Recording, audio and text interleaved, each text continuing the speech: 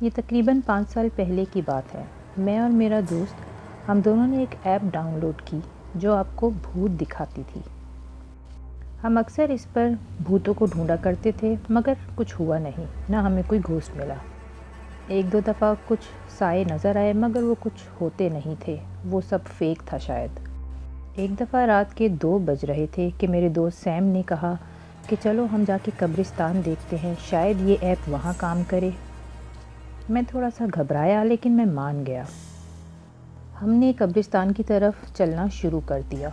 دن میں تو یہاں بہت گاڑیاں ہوتی ہیں لیکن رات کے اس پہر بہت سناٹا تھا۔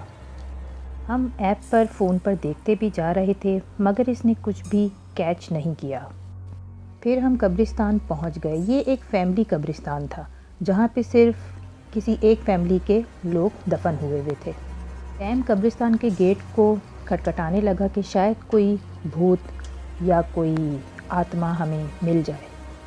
میں نے سیم کو ٹوکا کہ مرے ہوئے لوگوں کو اس طرح سے نہیں بولتے، مگر سیم نہیں مانا۔ اس نے گیٹ کے اس طرف چھلانگ لگا دی اور قبروں کے اوپر زور زور سے پیر مارنے لگا کہ نکلو میرے سامنے آؤ۔ ایک دم سے میرے فون کی وائبریشن ہوئی اور پھر میں نے فون کی طرف دیکھا تو اس پہ لکھا ہوا تھا ڈر گئے۔ ہم دونوں نے ایک دوسرے کی طرف دیکھا اور ایک دم سے فون کے اوپر بہت سارے ریڈ ڈاٹس آنے لگے۔ اس کا مطلب ہے کہ یہاں بہت سارے بھوت ہیں۔ سیم بھی میرے پاس آ کے کھڑا ہو گیا اور پھر میں نے اسے کہا کہ ہمیں یہاں سے فوراً نکلنا چاہیے، اور پھر ایک دم سے ساری اسٹریٹ لائٹس ایک ایک کر کے بند ہونے لگی۔ ہم بہت ڈر گئے۔ ہم نے وہاں سے فوراً بھاگنے کی۔ ہم اتنا تیز بھاگے کہ ہم اپنے پڑوس والی جگہ پہ پہنچ گئے کہ ہمارا سانس پھول گیا اور سانس لینے کے لیے ہم نے تھوڑا سٹاپ کیا۔ میں سانس لے ہی رہا تھا کہ فون پہ دوبارہ سے وائبریشن ہوئی۔ میں سیم کی طرف دیکھنے لگا اور سیم میری طرف۔ ہم اتنے ڈرے ہوئے تھے کہ فون کو نکال کے دیکھنے کی ہماری ہمت نہیں تھی۔ فون پر میرا نام لکھا ہوا تھا قائل۔ میں نے اپنے فون کو ہی شٹ آف کر دیا۔ میں نے سیم سے کہا بس بہت ہو گیا، میں جا رہا ہوں۔ ہم دونوں گھر پہنچ گئے۔ وہاں پہنچ کر میں نے ایک سگریٹ لگایا اپنے آپ کو تھوڑا کام ڈاؤن کرنے کے لیے، اور ہم بات کر رہے تھے کہ یہ ہوا کیا ابھی ہمارے ساتھ۔ ابھی ہم بات کر ہی رہے تھے کہ دوبارہ میری فون کی گھنٹی بجی۔ اس دفعہ فون سے باقاعدہ آواز آ رہی تھی۔ فون نے پہلے میری بہن کا نام لیا، پھر میرے بھائی کا نام لیا۔ میں نے فون پکڑا اور ایپلیکیشن کو ہی ڈیلیٹ کر دیا اپنے فون سے۔ میں نے سیم سے رات رکنے کو کہا لیکن اس نے منع کر دیا کہ وہ نہیں رک سکتا۔ آخر کار جب میں سو گیا تو نیند میں مجھے کچھ آواز آئی۔ وہ آواز اتنی کلیئر نہیں تھی، وہ کسی کا نام لے رہی تھی۔ میں نے اپنی فون کی طرف دیکھا لیکن میرا فون تو بند تھا اور اس کی بیٹری بھی میں نکال چکا تھا۔ لیکن جب میں نے فون اٹھا کے دیکھا تو اس پہ وہی ایپلیکیشن چل رہی تھی۔ فون اسکرین پہ جو ڈاٹ تھا اس کی پوزیشن مجھ سے 6 قدم دور دکھائی جا رہی تھی۔ میں ڈر گیا۔ میں نے دیکھا وہاں کمرے کے کنارے پہ ایک سایہ تھا جو بڑے سے بڑا ہوتا جا رہا تھا۔ میں اس کی طرف دیکھ کر مجھ پہ جیسے سکتہ طاری ہو گیا۔ میں اس کو تو صرف دیکھے جا رہا تھا اور پھر میں آخر کار بے ہوش ہو گیا۔ صبح جب میری آنکھ کھلی تو میں اٹھ کے باتھ روم گیا۔ باتھ روم میں شیشے میں میں نے دیکھا کہ میرے سینے پر ایک بہت بڑا ریزر سا کٹ لگا ہوا ہے۔ مجھے کچھ نہیں پتا اس رات میرے ساتھ کیا ہوا، اور اس رات کے بعد بھی میرے ساتھ کچھ برا نہیں ہوا، لیکن اس کے بعد میں نے کبھی یہ دوبارہ بیوقوفانہ حرکتیں نہیں کی۔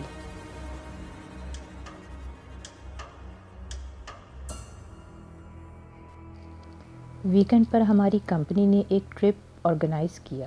میرے 15 کو ورکرز اور میں ایک ہوٹل میں جا کے رکے۔ یہ ایک کریپی سی جگہ تھی جو بہت سالوں سے بند تھی۔ اس کا ٹرپ ہمیں کمپنی کی طرف سے کرنا تھا۔ ہمارے ساتھ 15 اور لوگ بھی تھے جو کسی اور کمپنی کے تھے۔ وہاں کے مینیجر نے ہمیں آس پاس دکھانا شروع کر دیا۔ ہمیں کہا گیا تھا کہ بہت ساری تصویریں لینی ہیں تاکہ اگر کچھ پیرانارمل ایکٹیویٹی یہاں ہوتی ہے تو اس کو فون کا کیمرہ یا پھر نارمل کیمرہ کیپچر کر سکے۔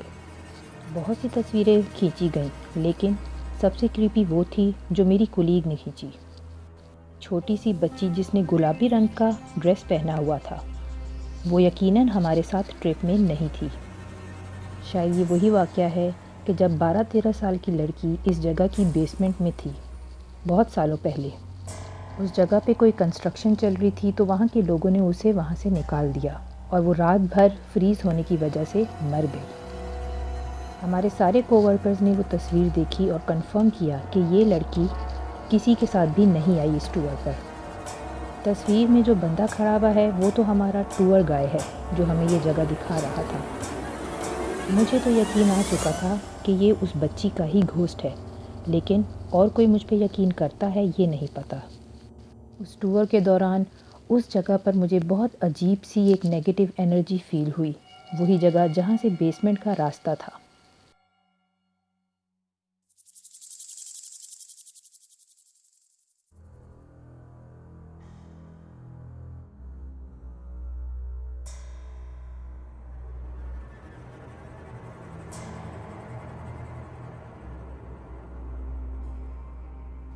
ایک دن میں اسکول سے واپس آ رہا تھا۔ میں ایکسائٹڈ تھا کہ میرا یہ سیمسٹر ختم ہونے والا ہے۔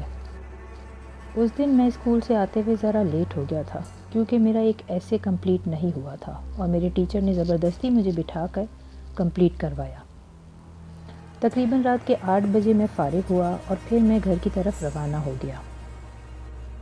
یہ مغرب کا ٹائم ہوگا جب میں گھر کی طرف چل رہا تھا۔ میں نے نوٹس کیا کہ ایک لال کلر کی گاڑی میرے ساتھ ساتھ پیچھے پیچھے چل رہی ہے۔ میں ڈر گیا اور گھبرا گیا۔ میں نے تیز تیز چلنا شروع کر دیا اور ایک دفعہ بھی پیچھے مڑ کے نہیں دیکھا۔ کچھ دیر بعد وہ گاڑی آ کے میرے پاس رک گئی۔ ایک درمیانی عمر کا بندہ اس گاڑی سے مجھے لفٹ آفر کر رہا تھا۔ میں نے کہا نہیں، میں خود ہی چلا جاؤں گا، مگر وہ وہاں سے گئے ہی نہیں۔ اس نے مجھے دوبارہ آفر کی۔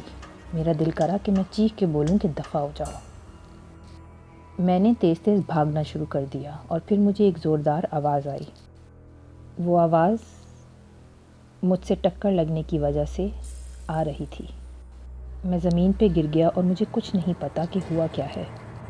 میں اٹھنا چاہتا تھا لیکن میں نہیں اٹھ پایا اور پھر ایک ہاتھ نے مجھے پکڑ لیا۔ پھر مجھے ریئلائز ہوا کہ وہ آواز گولی چلنے کی تھی جو مجھے لگی تھی۔ اس کے ساتھ کے دوسرے آدمی نے میری پاکٹس چیک کی اور مجھے اپنی گاڑی کی ڈگی میں باندھ کے ڈال دیا۔ میں فیل کر سکتا تھا کہ گاڑی بہت تیزی سے جا رہی ہے اور تقریباً 30 منٹ تک کوئی سٹاپ نہیں کیا۔ مجھے میرا خون محسوس ہو رہا تھا کہ میری شرٹ پہ لگتا جا رہا تھا اور میں بہت ڈر گیا اس وقت۔ مجھے یقین تھا کہ میں مر جاؤں گا۔ میں اپنے والدین کے بارے میں سوچ رہا تھا کہ ان پہ کیا گزرے گی اگر میں مر گیا۔ اور پھر ایک دم سے گاڑی رکی اور مجھے آواز آئی پولیس کی کہ پولیس ID اور ڈرائیونگ لائسنس کا ان سے پوچھ رہی ہے۔ میں چلانا چاہتا تھا کہ ہیلپ می، مجھے بچاؤ، لیکن میرے منہ پہ ٹیپ لگی ہوئی تھی۔ اتنے میں ہی مجھے 2-3 گن شاٹس کی آواز آئی۔ مجھے آواز آئی کہ پولیس والا چیخ رہا ہے کہ چھوڑ دو گن، پھینک دو گن، ہاتھ پیچھے رکھو۔ میں امید کر رہا تھا کہ پولیس والا مجھے ڈھونڈ لے۔ پھر مجھے آواز آئی کہ پولیس والے سرچ کر رہے ہیں کار کو۔ میں ڈر کے مارے لیٹا رہا کہ کہیں مجھے گولی نہ لگ جائے۔ اتنے میں پولیس والے نے بیک اپ بلا لیا اور باقی پولیس والے بھی آ گئے۔ خوش قسمتی سے سارے پولیس والے آ گئے اور ایمبولینسز بھی آ گئیں اور میں بچ گیا۔ ان سب کے بعد میری ہاسپٹل میں آنکھ کھلی اور ٹی وی پہ ہر جگہ اسی نیوز کے بارے میں ویڈیوز چل رہی تھیں۔ کچھ دنوں بعد سب کچھ نارمل ہو گیا، مگر ان میں سے ایک پولیس والا نہ بچ سکا۔ وہ وہیں پہ مر گیا تھا۔ ان 2 بدماشوں نے جو گولیاں چلائیں تھیں اس سے وہ پولیس والا نہیں بچ سکا۔ مجھے نہیں پتا کہ وہ دونوں آزاد گھوم رہے ہیں یا پھر جیل میں ہیں ایک پولیس والے کو مارنے کے جرم میں۔